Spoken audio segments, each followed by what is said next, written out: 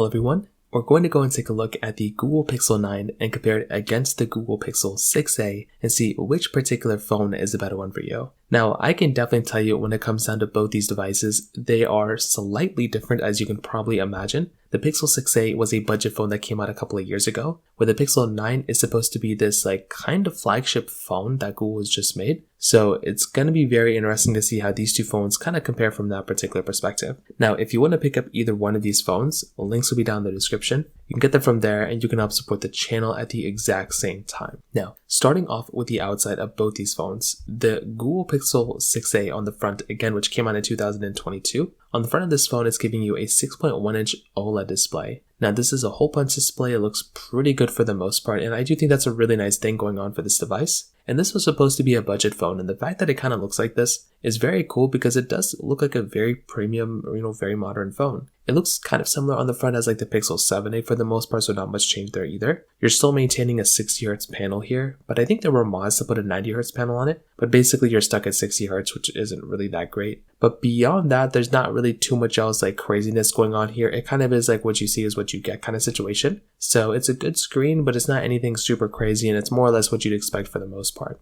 Now on the Pixel 9, on the other hand, you're basically getting a 6.3-inch OLED display. So this one is a 120Hz panel, and this is a significantly better panel in almost every single way than something like the Pixel 6a. The Pixel 9 is still a 1080p panel, but it's giving you 2700 nits of brightness, which is really crazy. So for you to get that type of build quality and that type of display inside of the Pixel 9 is actually pretty insane. I'm a big fan of that type of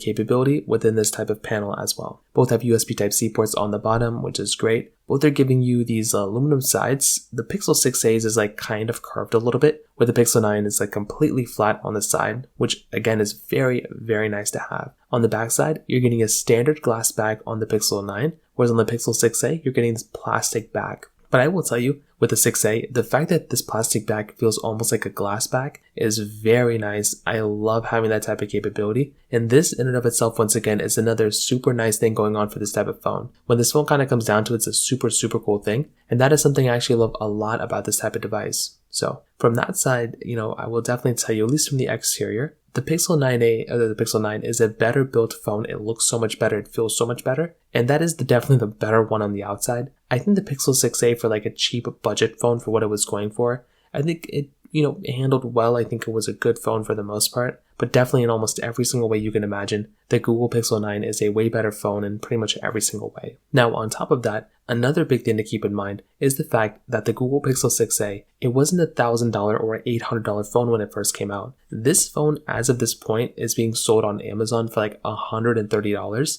That is a very cheap price to pay for this type of phone. Although it's not going to be lasting that much longer in terms of software, it's still going to be a phone that's still going to be here for its, some time to come. So this is a very big thing to keep in mind with this type of phone. The fact that you can buy a phone like this that's going to give you this type of capability, I think is very nice. And I do think that's a very cool thing going on for it. The Pixel 9 at $899, that's a, quite a price to pay for that type of phone when it comes down to it. So from that side, once again, in and of itself, that is just one other thing to keep in mind when you're going through and buying this type of phone. So from that side, once again, that kind of covers it up there too. Now, another thing to keep in mind here too is the cameras, or the cameras. So they're both dual camera setups, wide and ultra wide cameras. The Pixel 9 is giving you a 50 megapixel wide and 48 megapixel ultra wide camera, where the Pixel 6a is giving you a 12.2 megapixel wide and then a 12 megapixel ultra wide camera. So in almost every single way you can imagine, a phone like the Pixel 9 is going to be giving you a significantly better camera in almost every single way. The other big thing to keep in mind here too is that both can give you 4K at 60 on the back, which is nice, and I love having 4K at 60 on the back, but the Pixel 9 is giving you 4K at 60 on the front as well, but the Pixel 6a is only giving you 1080p on the front. So this again in and of itself can be kind of somewhat of an issue depending on which type of phone you're wanting to get, because a phone like the Pixel 9 is going to be the one giving you a significantly better camera than the Pixel 6a. So if you're going to go through and pick up a phone,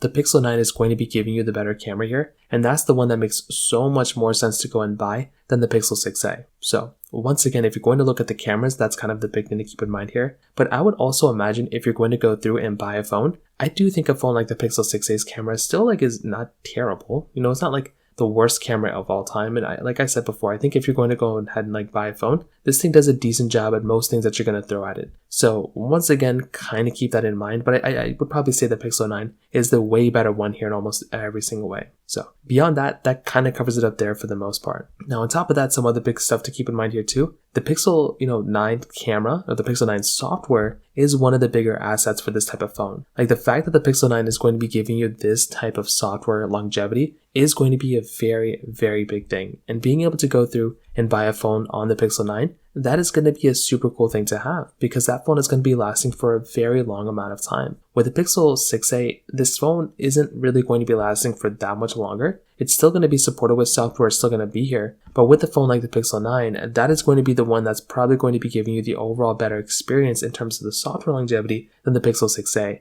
And I would hate for you to go ahead and basically buy a phone like the Pixel 6a and almost have it done getting software support, because that phone, like I said before, isn't really going to be lasting that long. So I wouldn't want you to go and buy a phone like the Pixel 6a if you plan on keeping it for if you plan on keeping it for 5 years. That may not be the best strategy going forward, if I'm being completely honest with you. So from that side, again, that kind of covers it up here for the most part as well. Now, from the performance side, the Pixel 6a, internally with the performance and everything like that with the chipset, it's going to be giving you that Google Tensor G1 chipset inside with 6 gigabytes of RAM. With the Pixel 9, it's going to be giving you the Tensor G4 chipset inside with 12 gigabytes of RAM. So this is another big thing to keep in mind here, because if you're going to go through and pick up a phone like the Pixel 9, that is going to be the significantly better, faster, better phone in almost every single way. So why would you want to go and buy the Pixel 6a if you have the option of buying the Pixel 9? You know what I mean? So I would say from that particular perspective, with something like the Pixel 9, this is going to be the faster phone in almost every single way. And the fact that you are also getting something like a 120Hz panel inside of the Pixel 9, that also makes that phone, I think, perform that much better because it feels so much smoother. So once again, just another one of those things to keep in mind there too. But I would also say with the Pixel 6a, like this phone and this performance on this device is still very, very good. That's still an excellent performing phone. And kind of whatever I've done with phones, I mean, this thing has done a really good job at majority of things I've thrown at it. And I do like this phone a lot because of that, because it is such a an easygoing phone. And I've actually used the Pixel 6a quite a bit, especially on my second channel. And this is a very good device when it comes down to it as well. So overall, what I would definitely tell you is I love the Pixel 6a.